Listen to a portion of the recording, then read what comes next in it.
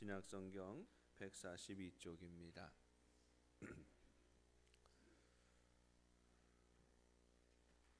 요한복음 1장 9절부터 14절까지의 말씀을 봉독하겠습니다. 참빛 곧 세상에 와서 각 사람에게 비추는 빛이 있었나니 그가 세상에 계셨으며 세상은 그로 말미암아 지은 바 되었으되 세상이 그를 알지 못하였고 자기 땅에 오매 자기 백성이 영접하지 아니하였으나 영접하는 자 곧 그 이름을 믿는 자들에게는 하나님의 자녀가 되는 권세를 주셨으니 이는 혈통으로나 육정으로나 사람의 뜻으로 나지 아니하고 오직 하나님께로부터 난 자들이니라. 말씀이 육신이 되어 우리 가운데 거하심에 우리가 그의 영광을 보니 아버지의 독생자의 영광이요 은혜와 진리가 충만하더라. 아멘. 우리는 복음 안에서 살아갑니다. 예수님 믿고 살아가는 게 얼마나 행복한지 얼마나 즐거운지 모릅니다. 하나님의 말씀을 대할 때 그 말씀이 얼마나 좋은지 모릅니다. 말씀을 따라 살 때에 그 말씀이 우리를 바르게 하고 온전하게 한다는 사실을 날마다 경험하면서 감사하고 찬송하며 살아갑니다.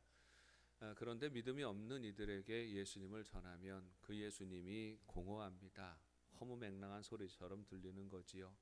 우리 주님의 말씀을 따라 살아가면 인생이 행복해지고 그 인생이 바르게 세워진다는 그 사실 자체가 허무맹랑한 이야기가 되고 받아들여지기 어려워 보이는 것입니다. 그래서 많은 이들이 논쟁을 통하여서 무엇이 옳은지를 증명하고자 하지만 그러나 듣는 이들의 마음이 열리지 않으면 논쟁을 통하여서 설득되어서 예수를 믿는 경우는 없습니다. 특히나 현대사회는 배움이 깊어진 사회입니다. 스스로 지성인이라고 자부하는 사람들이 많아지는 그런 사회이지요. 이전에 비해서 많은 사람이 학문의 깊이가 깊어지고 있습니다. 너나 할 것 없이 많은 사람들이 많이 공부하고 있습니다.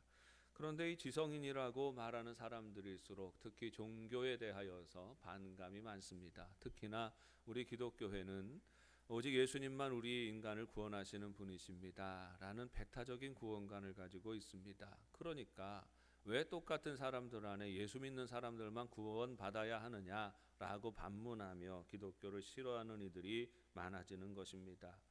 그래서 지난 세기에 수많은 지성인들이 예언을 했습니다. 20세기가 지나가기 전에 이 땅에서 종교는 다 사라질 거다. 지구상에서 종교는 다 사라지게 될 것이고 특히 가장 빠르게 없어지는 것이 아마 기독교가 될 것이다. 많은 사람들이 그렇게 예측을 했습니다. 그러나 그들의 바람과 달리 세상은 점점 더 그리스도인들이 많아져 갑니다.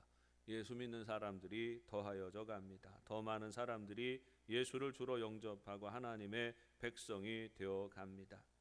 말 잘하는 사람들이 많이 드러나고 똑똑한 사람들이 많이 일어나서 기독교의 변증을 논리로 깨뜨리는 사람들이 얼마나 많은지 모릅니다. 서점에만 나가봐도 세계적인 석학들이 기독교가 얼마나 무의미한지 유일신론을 믿고 살아가는 것이 얼마나 헛된지를 증거하는데 열정을 다 바치는 사람들이 얼마나 많은지 모르고 그들이 만들어내는 책들이 얼마나 많은지 모릅니다. 많은 사람들이 유물론적 정책을 만듭니다. 권세 있는 사람들일수록 사람들의 마음을 잡기 위해서 유물론적인 정책을 만들어서 기독교의 문화를 깨뜨리고 공격합니다. 그런데 그럼에도 불구하고 그리스도인은 사라지지 않습니다. 오늘날 한국교회는 좀 쇠퇴되는 시기라고 말을 합니다. 그동안에 엄청나게 부흥하던 시기를 넘어서서 교회에서 성도들이 떠나가는 성도들이 많고 교회를 안 나가는 가난한 교인들도 많아지고 아예 믿음을 버리고 신앙을 버리는 이들이 많아지는 시기라고 합니다. 신앙적으로 위기라고 말하지요. 믿지 않는 사람들은 환호성을 지르며 야 이제 교회는 쇠퇴해 가는구나 이렇게 생각할 수가 있습니다만은 잠시 교회가 온전하지 못하고 그래서 교회가 개혁하는 과정에서 떠나는 이들이 많아지는 듯 보여도 교회가 다시 하나님 앞에 바로 서고 정체성을 회복하게 되면 그리고 바른 교회의 자리를 회복하게 되면 다시 성도들은 늘어나게 될 것입니다. 그리스도인들은 아무리 핍박하고 막아도 믿는 이들은 점점 더하여져 가는 것입니다. 왜 그럴까요? 기독교는 본디 논증의 종교가 아니라 경험의 종교이기 때문입니다. 서울대 법대를 나와서 현재 울산대학교 법학과 교수로 섬기고 있는 이정훈 교수님은 본래 승려였습니다. 중이 되어서 사찰에서 생활하던 분이었지요. 이분은 기독교에 대해서 악한 반감을 가지고 있었습니다. 어떻게 해서든지 기독교를 넘어뜨리고 쓰러뜨려야 되겠다 생각을 하고 있었고, 실제적으로 그 뛰어난 머리를 동원하여서 어떻게 하면 기독교를 괴멸할지를 늘 생각하고 살아가던 분입니다.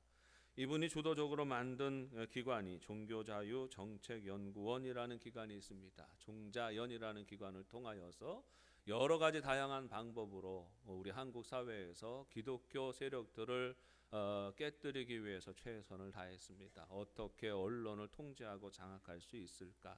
어떻게 정부의 압박을 넣어서 이러저러한 정책을 만들 수 있을까? 어떻게 하면 국회의원들에게 압력을 넣어서 새로운 정책을 만들고 반기독교적인 정책을 만들어낼 수 있을까? 이런 일들을 늘 고민하고 몰두하던 사람이었습니다.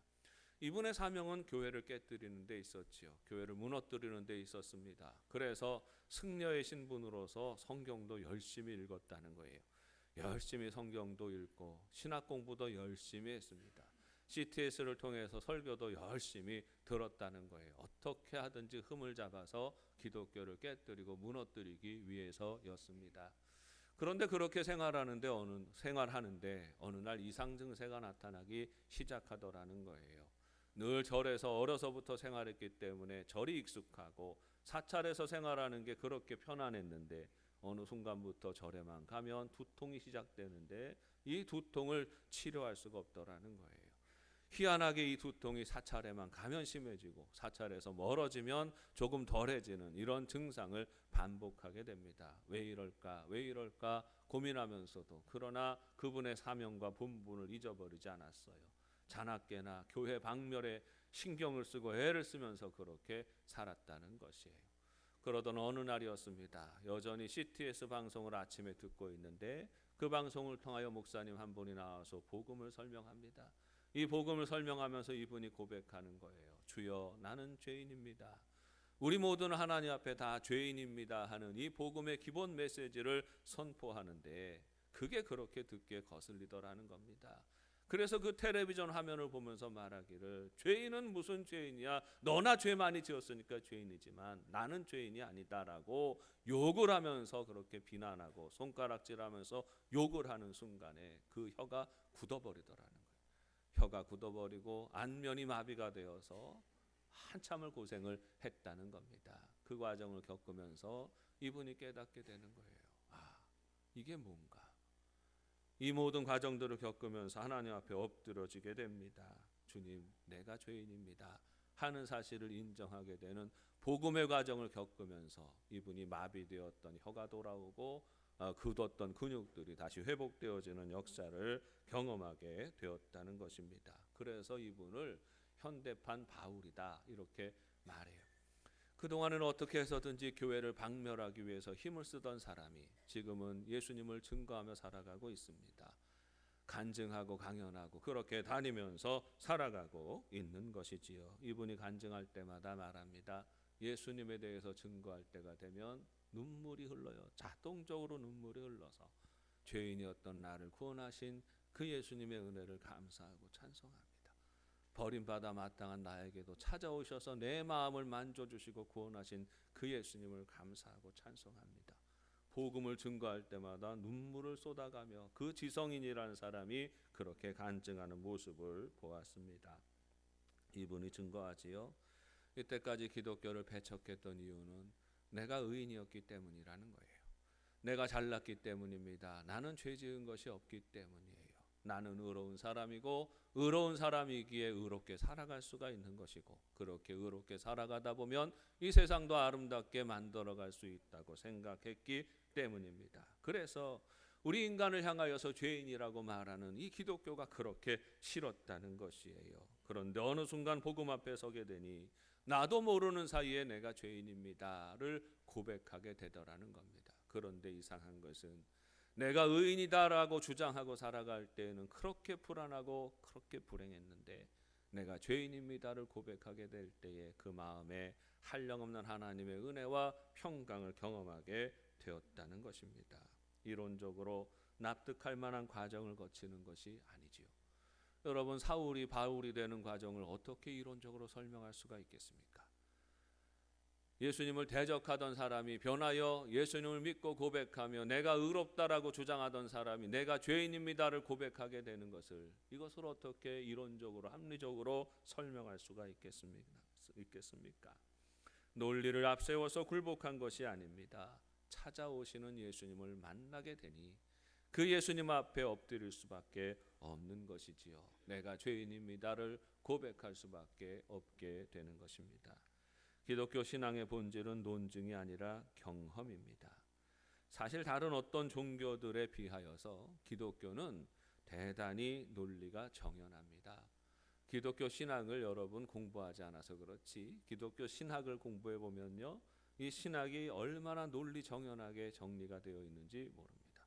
기독교의 신관, 인간관, 구원관, 기독론, 모든 그 과정들을 하나하나 살펴보면 논리 정연하게 체계적으로 정리가 되어져 있습니다. 하나님과 인간과 세상에 대한 신학도 탁월하게 체계적으로 정리되어 있습니다. 그런데 믿음은 그런 체계적인 신학을 설명해서 납득하고 받아들여지는 게 믿음이 아니라는 말이에요.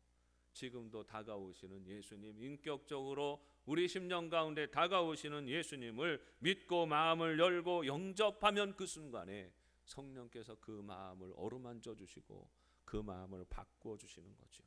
순식간에 불행한 인생이 행복한 인생이 되고 비참한 인생이 존귀한 인생이 되게 하시는 겁니다. 절망의 구렁텅이에 떨어졌던 인간이 마음을 열고 예수를 영접하면 그 사람의 심령이 다시금 거룩한 소망으로 풍성한 삶이 되게 하시는 것입니다. 예수는 그냥 믿어지는 거예요. 어느 날 갑자기 다가오신 예수님이 내 마음 가운데 슬그머니 들어와서 내 마음을 주장하시고 다스리심을 고백하게 되는 겁니다. 말씀 듣고 살다 보면 어느 날 믿어지는 거지요. 그래서 예수를 절대로 믿지 않겠다고 외치던 사람들이 보면 어느 날 교회 와서 앉아 있기도 하고, 그지요. 믿는 사람 핍박하고 대적하던 그런 못된 사람들도 어느 날 보면 교회 와서 앉아 있고, 예수님 바라보며 말씀 듣다 눈물 쭉쭉 흘리면서 울고 있는, 이 이해 안 되는 일들이 벌어지는 이유가 여기에 있는 거예요. 예수님은 찾아가 주시고 그 마음을 만져주시고 그 마음을 바꿔주시기 때문에 누구든지 그 예수님을 만나고 고백하는 순간 변하여 새 사람이 되는 것입니다. 수많은 종교와 다른 기독교의 특징은 다가오시는 하나님을 만나는 것입니다. 기독교의 하나님은 수많은 고행과 수도로 찾아가는 신이 아닙니다. 우리 삶이 죄악으로 인하여서 곤고하고 괴롭고 슬프고 탄식이 가득하고 공허한 인생이지만 그 공허한 인생 가운데 찾아오시는 하나님이시죠. 찾아오셔서 힘드냐, 아프냐, 외롭지, 내가 손 잡아줄게, 내 손 잡으렴, 손 내미시는 하나님이 우리의 하나님이십니다. 사랑하는 여러분, 우리는 우리 인생을 바로 보아야 합니다. 성경은 우리의 인생이 곤고한 인생이라고 말하고 있습니다. 시편 90편에서 모세가 이렇게 말하지요. 우리의 연수가 70이요 강건하면 80이라도 그 연수의 자랑은 수고와 슬픔뿐이요 신속기간이 우리가 날아가나이다 했습니다. 우리의 지나가는 날들은 정말 순식간에 지나가죠. 쏜살같이 간다고 하지 않습니까? 시위대를 떠난 화살이 관역을 향하여 날아가는 것처럼 우리 인생은 빠르게 지나가는 겁니다. 그 빠르게 지나가는 우리의 시간이 무엇으로 가득합니까? 수고와 슬픔과 탄식뿐이다.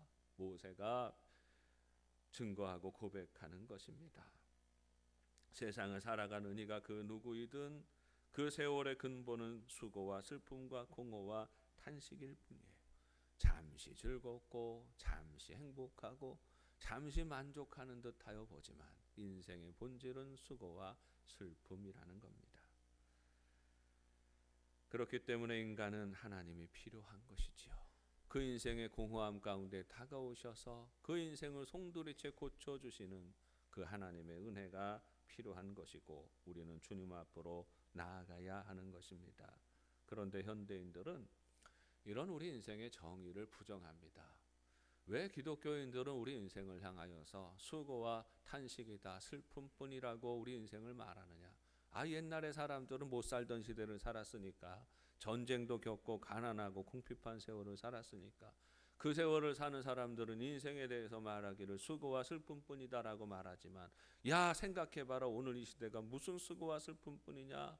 얼마나 재미있는 것도 많고 얼마나 즐거운 것도 많고 얼마나 행복한 이유들이 많은데, 이렇게 여유롭고 이렇게 풍요로운 세상을 살아가는데 뭐가 걱정이라고 우리 인생에 대해서 궁상맞게 이렇게 정의하고 살아가느냐?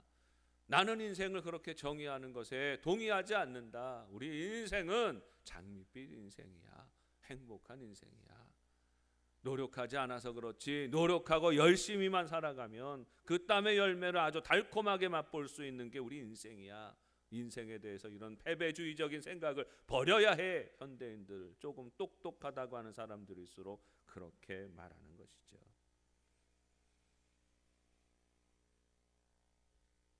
일견 맞는 말인 듯합니다. 그런데 여러분, 정말 그럴까요? 현대인들이 하나님을 부정하고 하나님 없어도 행복할 수 있다고 그렇게 주장하는 근거는 물질적인 여유로움입니다. 그런데 이 물질적인 여유로움이 채워지면 정말 인생이 다 행복할까요? 저는 어렸을 적에 우리 집이 100만 원만 벌었으면 좋겠다, 이렇게 생각을 했습니다. 가난하던 시절이었으니까. 그때는 백만장자라고 그랬잖아요. 저는 철없어서 백만장자가 100만 원 버는 줄 알았어요. 100만 원만 수입을 올리면 우리 집이 넉넉하고 안정되고 편안하게 살 수 있을 거라고 생각했습니다. 가난하고 누구나 다 집 없던 시절 아닙니까? 그때 소망이 뭐예요? 집 없을 때는 집 가지는 것 아닙니까? 조그맣더라도 우리 집 가지면 내가 더 바랄 나위가 없다. 집만 있으면 내가 걱정 없이 내 발쭉 뻗고 잘 수 있겠다. 그렇게 생각했지 않습니까? 예전에는 누구나 다 공부하지는 못했습니다. 가정 형편이 다 어려웠기 때문에 아무리 공부하고 싶어도 아무리 똑똑해도 가정 형편이 여의치 않으면 어느 정도 공부하다가 일터로 나가야 되는 거지요. 여기저기 돈벌이 하면서 나아가는 사람들의 마음속에는 이게 한이 됩니다. 지금 우리 세대의 많은 이들도 이런 한을 가지고 살아가는 이들이 있지요. 나는 공부를 못했으니까 내 아이들만큼은 끝까지 공부시키리라, 이런 마음과 결심을 가지는 분들이 있지 않습니까? 그 마음에 맺힌 한이 뭐예요? 대학 공부 못한 게 한이에요. 대학만 갈 수 있었으면 내가 소원이 없겠다. 내가 공부를 그때 더 할 수 있었어야 되는데, 이런 아쉬움과 이런 마음을 가지고 살아가요. 대학 공부하지 못했던 것 때문에 내가 불행하다라고 생각하고 여기는 것입니다. 그런데 여러분, 지금 우리가 어떻습니까?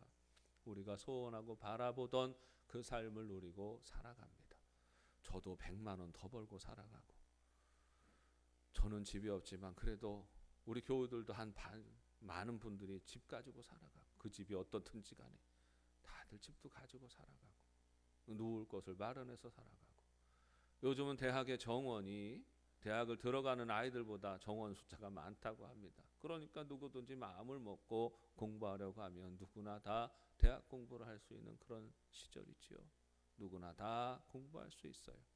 그러면 이전보다 우리가 더 행복하다고 말할 수가 있습니까? 여러분, 지금 행복하십니까? 만족하십니까? 부족함이 없으십니까? 이상하지요. 이전에 가지고 싶던 것 다 가져도 여전히 부족하고 여전히 모자라고 여전히 불행한 것입니다. 여러분, 우리 인생에 대해서 만족하게 하고 자랑하게 하고 자만하게 하는 모든 생각은 다 거짓말입니다. 우리가 의롭고 우리 하는 일이 올바른 방향이기에 우리가 조금만 더 참으면 우리가 더 행복할 수 있다고, 우리가 조금만 더 모으면 우리가 다 행복해질 거라고 말하는 말들은 다 새빨간 거짓말이에요. 인간은 의롭지 않습니다. 그래서 인간이 하는 행동으로 말미암아 맺는 결과도 열매도 달콤하지는 않아요. 신념을 가지고 일하는 사람들일수록 또 많은 사람들을 아프게 하고 힘들게 하는 경우가 얼마나 많은지 모릅니다. 하나님 없이 우리 인간은 무슨 수를 써도 행복해질 수가 없는 것이지요. 우리 인간이 의롭고 우리 스스로 행복해질 수 있다는 말은 지극히 이기적이고 거짓된 사람들이 하는 말입니다. 가진 것이 많아서 행복해질 수 있다. 하나님이 없이 행복해질 수 있다는 사람들이 말하는 행복이 어떤 건지 아십니까? 여러분, IMF 시절에 우리 온 국민이 불행했지요. 온 국민이 어려웠습니다. 더 가난해졌습니다. 그런데 여러분, 이 IMF 시절에 우리 국민 모두가 다 불행했던 건 아니에요. 그 시절이 호황이었던 사람들도 있습니다. 저 강남에 돈 많은 사람들은요, 서울의 강남에 돈 많은 사람들은 은행에다가 잔고를 많이 두고 살았어요. 은행에다 잔고를 한 10억, 20억, 100억 이렇게 두고 살아가는 사람들은요, 이 IMF 때 얼마나 돈을 많이 벌었는지 모릅니다. 이자가 막 올라가니까, 이자가 뭐 지금은 몇 프로 줍니까? 갖다 놓으면 2%, 뭐 3% 그러지만 IMF 때 15%, 20%막 이렇게 올라가 버리니까 그냥 가만히 있어도 돈이 막 불어나고 있는 거예요. 그 돈이 그냥 있어도 많은 돈인데 그 많은 돈에서 이자가 그런 식으로 불어나니까 주치 않았을 만큼 돈이 불어나는 걸 보면서 여러분, 그때 부자들이 건배를 뭐로 했는 줄 아세요? 이대로 하고 겁니다. 술잔을 높이 들고 이대로 갔으면 좋겠다고. 온 국민은 굶어서 죽어가고 온 국민은 망해서 죽어가는데 부자들은 술잔을 들면서 이대로 지속되었으면 좋겠다고 외쳤어요. 인간이 말하는 행복은 이거예요. 인간이 주장하고 인간이 이루는 행복이라고 하는 거는 다른 사람들은 다 불행해지고 다 넘어지게 하고 다 망하게 하면서 나는 혼자 더 가지고 더 여유로우면 된다는 생각을 가지는 거지요. 하나님 없이 인간이 만들어가는 행복의 정체가 여기 있습니다. 여러분, 그런데 한번 생각해 보십시다. 그렇게 해서 돈이 많아지면 행복해질까요? 수단과 방법을 가리지 않고 우리 통장의 잔고가 많아지고 집이 넓어지고 차가 좋아지고 그렇게 좋은 것을 맛보고 누리고 살아가면 행복할까요? 이상하게도 부유한 가정이 될수록 가족 간의 신뢰가 없어집니다. 사랑해서 결혼하지 않아요. 돈 따라서 결혼합니다. 인간을 행복하게 하는 수많은 가치와 기준들을 돈과 바꾸는 일이 많아집니다. 그 가정 안에 돈으로 해결할 수 없는 수많은 문제들이 있는데 그냥 돈으로 해결할 수 있는 거로 다 되었다라고 스스로 그렇게 생각하고 덮고 넘어가는 것입니다. 그래서 어떻게 됩니까? 결국은 불행해지는 거예요. 하나님 떠나 사는 모든 인생은 잠시 동안은 뭔가를 맞아서, 진통제를 맞아서 아픔을 잊고 살아가는 듯해 보이지만 그러나 결국은 비참하게 종말을 고하게 되는 것입니다. 여러분, 돈 때문에 불행해지는 사람 우리 주변에 얼마나 많이 있습니까? 권력 때문에 불행해지는 사람들 우리 주변에 또 얼마나 많이 있습니까? 텔레비전 뉴스를 켤 때마다 그 돈 때문에 망하는 사람들, 권력 때문에 망하는 사람들, 부끄러움과 망신당하는 사람들이 얼마나 많아지고 있습니까? 온 세상 사람들이 그것을 바라봅니다. 돈이 우리 인생의 행복이 아니고 세상의 성공이 우리를 행복하게 하는 것이 아니다라는 것을 알면서도 하나님께로 돌아오는 것을 주저합니다. 저들이 불행해지는 것이 하나님이 없어서가 아니라 돈이 없어서 아직도 돈이 모자르기 때문이라고 생각해 버리기 때문입니다. 여러분, 그렇게 생각하고 살아가는 것은 뭘까요? 마치 말기암 환자가 몰핀을 맞아서 고통을 잊으면서 나는 다 나았다라고 착각하는 거예요. 말기암 환자가 어떻게 낫습니까? 그런데 몰핀을 맞으면 안 아픈 것 같아요.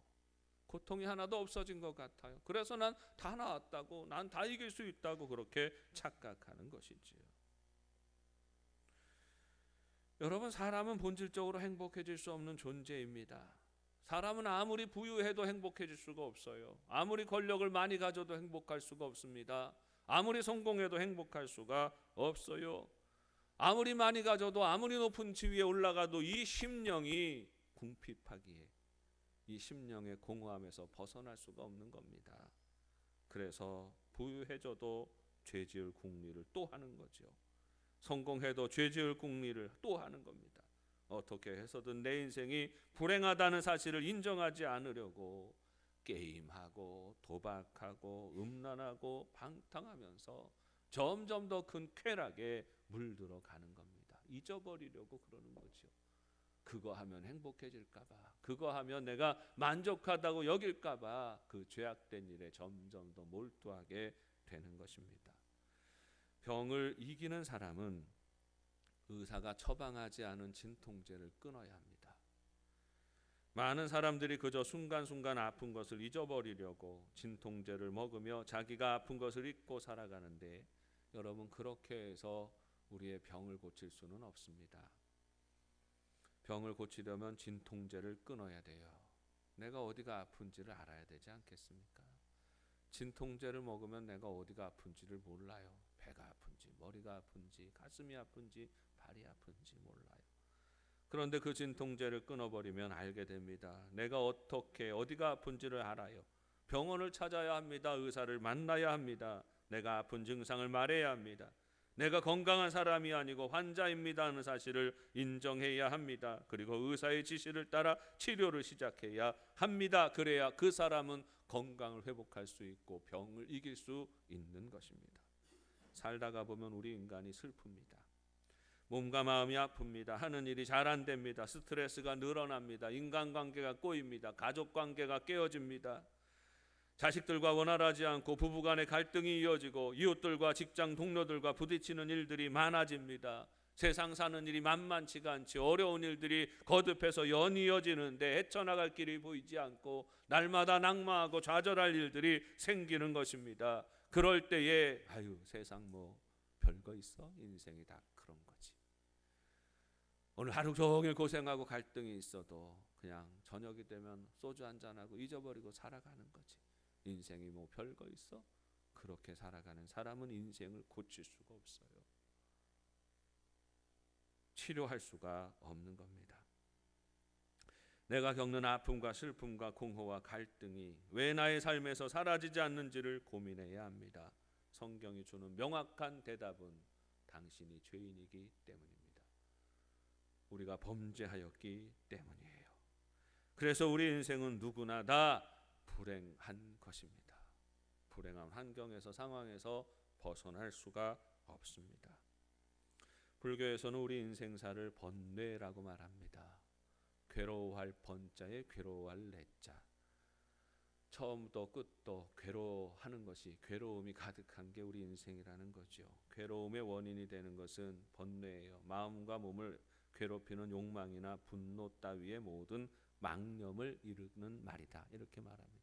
사람의 마음속에 번뇌가 있으니까 인생이 번뇌하는 인생이 되는 거지요. 이 번뇌를 넘어서는 것을 해탈이라고 하는데, 이 해탈의 경지로 나아가기 위해서 늘 이렇게 도를 닦아야 되는 거지요. 그들이 말하는 그런 공양하고 도 닦고 하는 그런 행동을 하는 겁니다. 그런데 이 불교인들조차도 우리 인생의 번뇌에서 벗어나는 것이 가능하냐 하는 것에 대해서는 대답을 못합니다. 왜냐하면 그들은 말해요. 우리의 오장육부가 다 번뇌이다, 이렇게 말합니다. 오장육부가 번뇌라는 건 우리의 온 육신이 다 번뇌로 뭉쳐 있다는 거예요. 그러니까 번뇌에서 벗어나는 건 언제예요? 죽으면 벗어납니다. 번뇌에서 벗어나는, 죽어야지 벗어난다는 말이에요. 이게 논리적인 귀결점이 되는 것입니다. 성경은 우리 인생의 이러한 날들을 일컬어서 어둠이라고 표현합니다. 성경에서 어둠은 죄성이 지배하는 날들이지요. 그런데 그 어둠의 역사 속에 놀라운 일이 벌어집니다. 빛이 비추이는 것이죠. 모든 인생은 다 어두워요. 어둠의 지배를 받습니다. 예수님은 너희는 마귀의 아들들이다, 이렇게 말했어요. 우리가 다 어둠의 자식이고 어둠의 지배를 받습니다. 그러니까 불행한 거예요. 행복할 수 있는 기회도 여지도 없는 게 우리 인생이라는 거예요. 그런데 성경이 증거하는 게 뭡니까? 이 어둠이 가득한 우리 인생에 빛이 오셨다라는 것입니다. 빛이 비추이셨다는 거예요. 9절 말씀에 참빛 곧 세상에 와서 각 사람에게 비추는 빛이 있었나니 했습니다. 이 빛은 예수 그리스도의 오심을 말하는 거죠. 예수님이 오시는 것을 어떻게 표현합니까? 어둠이 가득한 이 세상에 참빛이 비추이었다, 이렇게 말하고 있는 것이에요. 어둠을 이기는 힘은 어디에 있습니까? 어둠을 이기는 힘은 빛에 있습니다. 빛이 비추이면 순간에 어둠은 사라지는 것이죠. 참빛이 없을 때는 우리가 어둠의 권세 아래 살아가지만 참빛이 이 세상에 오셔서 이 세상의 빛을 비추이는 그 순간이 되면 악한 마귀가 지배하는 어둠의 권세는 순식간에 사라져버리게 되는 것이고, 모든 인생은 그 빛 가운데 나아가서 그 빛의 은혜 안에 거하게 되는 것입니다. 죄악으로 가득 차서 허덕이던 인생에게 의의 빛, 진리의 빛이 비추이는 것이지요. 예수님이 이 세상에 그 빛으로 오셨습니다. 이것을 선언하고 있는 것입니다. 빛이신 예수님이 오심으로 세상은 하나님의 나라가 됩니다. 어둠이 지배하던 세상이 순식간에 하나님이 지배하시고 통치하시는 하나님의 나라가 됩니다. 사람들은 말합니다. 야, 그게 논리적으로 말이 되니? 예수님 믿는다고 순식간에 그 모든 사람들이 구원을 받아? 그게 말이 되는 소리야? 예수님을 믿는데 순식간에 부산에서 예수님 믿는 사람과 뉴욕에서 예수님 믿는 사람과 아프리카에서 예수님 믿는 사람이 다 예수를 믿고 구원받는 게 말이 돼? 예수님이 다시 오실 때에 모든 사람이 보는 가운데 예수님이 오신다고 하셨는데, 그러면 미국 사람하고 한국 사람하고 아프리카 사람하고 어떻게 동시에 예수님을 만날 수 있다는 거야? 이렇게 말하는 거죠. 성경은 그래서 말하는 거예요. 예수님이 참 빛이시다라고 말하는 거죠. 빛이 비추일 때 시차를 가지고 비추이는 것이 아닙니다. 빛이 비추이면, 아침 해가 떠오르면, 여러분, 해운대 사시는 분이 아침을 맞이하는 거나 영도에 사는 분이 아침을 맞이하는 거나 뭐 그렇게 다릅니까? 우리는 다 빛 가운데 거하는 거죠. 빛이 비추이면 그 순간 우리는 빛 가운데 거합니다. 예수님은 참빛이라고 했어요. 우리가 태양빛에 거하면 태양빛은 여전히 시차가 있습니다. 비추이는 게 있어요. 근데 예수님은 참빛이에요. 시간과 공간을 초월하는 빛입니다. 모든 인생에게 동시에 비추이는 빛이에요. 그러니까 모든 인생이 순식간에 예수를 믿고 함께 구원받고 그곳에 하나님의 나라가 이루어지는 것이 논리적으로 가능한 것입니다. 성경이 말하는 예수님의 사건은 빛의 사건입니다. 빛이 비추이면 시간과 공간을 넘어서서 모든 세계에 동시적으로 빛의 영향이 미칩니다. 빛은 선함과 의로움과 사랑과 희망과 질서의 능력이지요. 모든 인생 안에 슬픔과 아픔과 공허와 번민을 넘어서는 기쁨과 축복과 희망과 거룩함의 날들이 예수 안에서 시작된다는 말입니다. 그런데 누가 그 은혜를 맛보고 누릴까요? 예수님이 참빛으로 이 땅에 오셨는데 사람은 두 종류로 나누어집니다. 자기 땅에 오셨는데 영접하지 않은 이들이 있었고 영접하는 이들이 있었습니다. 영접하는 자들에게는 역사가 일어나지요. 12절 말씀에 영접하는 자 곧 그 이름을 믿는 자들에게는 하나님의 자녀가 되는 권세를 주셨다 했습니다. 우리는 마귀의 자녀였어요. 우리는 어둠의 자녀였습니다. 악마의 자손들이었죠. 그런데 그런 신분인 우리가 어떻게 변화됩니까? 예수 그리스도를 영접하는 자, 참빛이신 예수를 영접하는 자에게는 하나님의 자녀가 되는 권세를 주셨다. 다만 예수님을 믿음으로 돌아서서 마음을 열고 예수님 내게 오시옵소서, 내게 오셔서 나의 주인이 되어 주시옵소서 영접하는 이들에게는 이 변화와 이 역사가 일어난다는 것을 선언하고 있는 것입니다. 자녀로 살아가기를 앙망하는 이들은 하나님의 은혜를 경험합니다. 구원의 기쁨을 누려요. 죄악 가운데 넘어설 수 없는 불행의 사슬이 바로 예수의 이름으로 끊어지는 것입니다. 우리의 빈궁한 것을 누가 채워주십니까? 하나님의 은혜가 채우는 거죠. 우리의 가난한 것을 누가 채웁니까? 우리의 연약한 것을 누가 채웁니까? 하나님의 은혜가 채웁니다. 그 은혜가 없을 때는 우리는 늘 빈궁하고 부족한 인생이에요. 그런데 하나님의 은혜가 예수 그리스도를 통하여 우리에게 임하시면 우리는 충만한 인생이 되는 겁니다. 14절 말씀에 말씀이 육신이 되어 우리 가운데 거하심에 우리가 그의 영광을 보니 아버지의 독생자의 영광이요 은혜와 진리가 충만하더라 했습니다. 여러분, 그리스도인들에게 나타나는 변화가 여기에 있습니다. 하나님의 영광이 충만한 삶이 되는 것이지요. 하나님이 없이 살아가는 인생의 특징은 무엇입니까? 부족하고 결핍한 인생입니다. 아무리 많이 가져도 부족하고 아무리 많이 누려도 만족하지 못하는 게 하나님 없는 인생이에요. 그런데 하나님 안에서 하나님 바라보고 빛 가운데 살아가는 인생은 충만한 인생이에요. 우리의 부족함을 하나님의 은혜가 채웁니다. 우리의 연약함을 하나님의 진리가 채웁니다. 우리의 부끄러움을 하나님의 생명이 덮어주시는 삶을 살아가게 되는 것입니다. 여러분, 우리 하나님은 다가오시는 하나님이십니다. 말씀하시지요. 다가오셔서 말씀하시오. 우리의 곤고한 자리로 다가오셔서 슬픈 자리로 다가오셔서 말씀하십니다. 사랑하는 아들아, 딸아, 내가 위로해 줄게. 내가 책임져 줄게. 내가 덮어 줄게. 내가 고쳐 줄게. 말씀하시고 그 사랑으로 만져 주시는 분이십니다. 누구든지 그 하나님을 감사함으로 받아들이는 사람 안에서 하나님의 능력이 나타납니다. 치유와 회복과 용서와 소망의 역사가 일어나는 것입니다. 예수를 믿으면 기독교인은 변합니다. 예수를 믿었는데 달라지는 게 없어요. 그러면 아직 덜 믿은 거죠. 예수를 믿으면 변합니다. 어떻게 변합니까? 수많은 변화가 일어나지만 가장 중요한 변화가 여기에 있습니다. 예수를 믿기 전에 불행했던 사람이 예수를 믿으면 행복해집니다. 아무리 많이 가져도 불행했던 사람이 아무리 없어도 행복해지는 인생이 되는 겁니다. 여러분, 여쭙니다. 주 안에서 행복하십니까? 예수 안에서 행복합니까? 근심 걱정 많아도 행복합니까? 담대하고 분명하고 주저함이 없이 이 고백과 증거가 있는 영도 가족들이 되시기를 주님의 이름으로 축원합니다. 기도하겠습니다. 은혜가 풍성하신 아버지 하나님 고맙습니다. 우리 인생의 참된 행복이 예수님으로 말미암는 것임을 고백합니다. 참 빛이신 예수님이 우리 가운데 오실 때에 우리가 새롭게 되고 온전케 되는 것을 믿음으로 고백하고 예수가 주인 되는 삶을 살아가기 원합니다. 오셔서 우리의 마음을 다스리시고 주장하여 주시어서 거룩하신 주님이 부어주시는 하늘의 복을 누리고 살아가는 영도의 가족들이 되게 하여 주옵소서. 예수님의 이름으로 기도합니다.